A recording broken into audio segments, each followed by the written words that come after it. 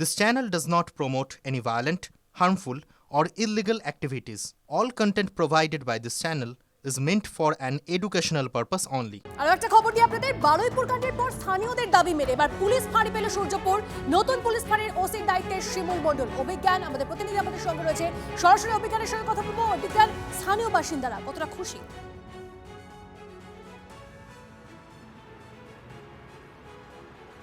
তোমাকে বলে রাখি যে মানুষ কিন্তু দীর্ঘদিন ধরে এই দাবিটা জানাচ্ছিলেন যে বারুইপুরের সূর্যপুরে একটি পূর্ণাঙ্গ পুলিশ ফাঁড়ি হোক, যেহেতু পুলিশ ক্যাম্প ছিল আর সেই ক্যাম্পে হামলা চালিয়ে ভাঙচুর করে পুলিশ কর্মীদেরকে মারধর করা হয়েছিল।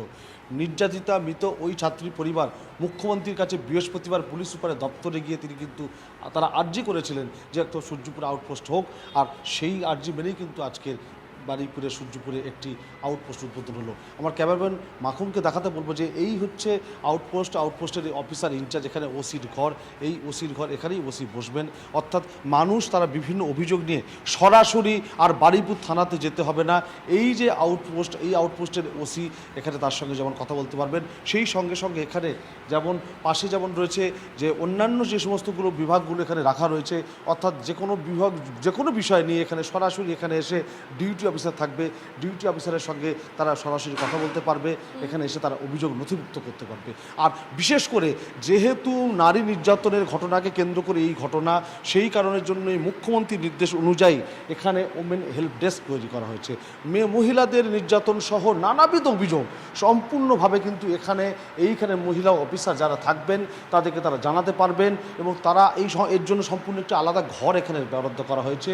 আর এই ঘরেতেই সেখানে দিন রাত সব সময় তারা কিন্তু নারী নির্যাতন এবং নারীদের ওপরে বিভিন্ন যে অভিযোগগুলো আসে, অনেক সময় বলা যায় যে রাতের দিকে কিন্তু অভিযোগগুলো শোনা হয় না বা গুরুত্ব দেওয়া হয় না, ফলে সরাসরি এখানে আসতে পারবেন, সূর্যপুরে এই ফাঁড়িতে আসতে পারবেন এবং তাদের বক্তব্য, তাদের অভিযোগ তারা রাখতে পারবেন।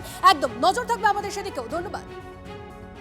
নির্যাতিতার পরিবার, ওই ছোট্ট বাচ্চা মেয়েটির পরিবার আমার কাছে মঙ্গলবার দিন এসপি অফিসে অনুরোধ, আমি বলবো না, যুক্তিগ্রাহ্য একটা সাজেশন দিয়েছিল যে আমার তো আর আদরের কন্যা ফিরবে না, যে সূর্যপুরে একটা আউটপোস্ট বানান।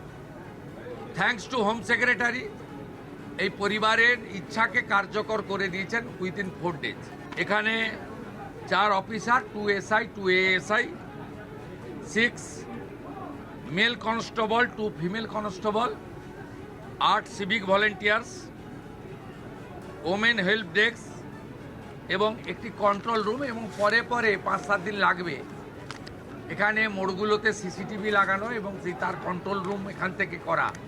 এই কাজগুলো তারা করবেন, আমাকে কথা দিয়েছেন ডিজিপি এবং সুপারিনটেন্ডেন্ট পুলিশ।